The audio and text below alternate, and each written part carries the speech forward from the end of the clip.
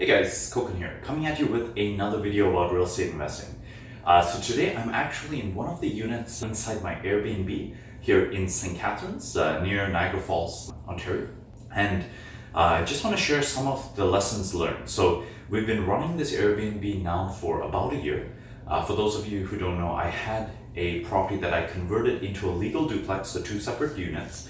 And then once we completed that, we furnished both units and we've been having it run as an Airbnb for now the past 12 months. So one of the biggest things that we learned through this process was strategic dynamic pricing is extremely important.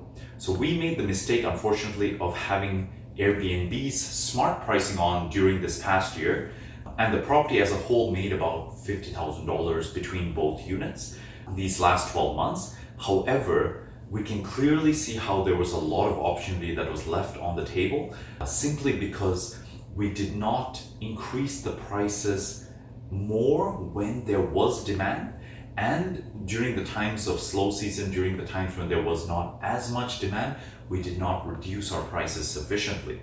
And the more I'm researching into this, the more I'm learning about this.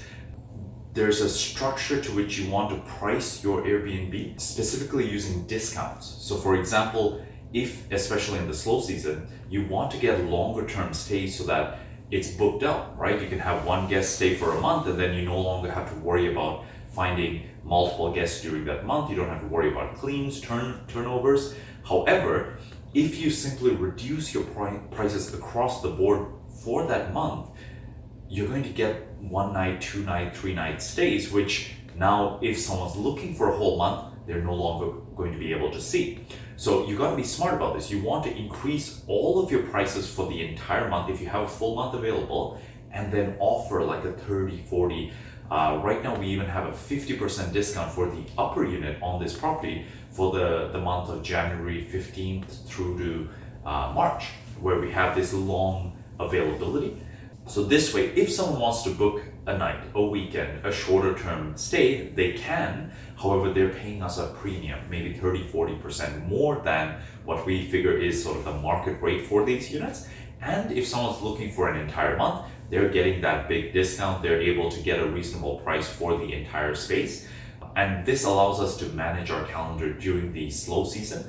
So since about mid-December, I've turned off Airbnb smart pricing. I've been strategically pricing up the days that I see there's demand. So Friday nights, Saturday nights, I know there's more demand. Airbnb actually allows in the performance tab to see which nights there's more people looking. So I'm increasing the prices on those nights. And then when a week's coming up and there's a lot of availability, the first week I'm dropping the prices during the weekdays, because I know now we're in January in the Niagara region, there's definitely a lot less occupancy. I think across the board, the occupancy is going down to about 40% versus in the summer times, it's like 80, 90% plus. So that's across the board. Now, if you're strategic with your pricing, you can still get a good occupancy, getting some revenue in the off season versus none.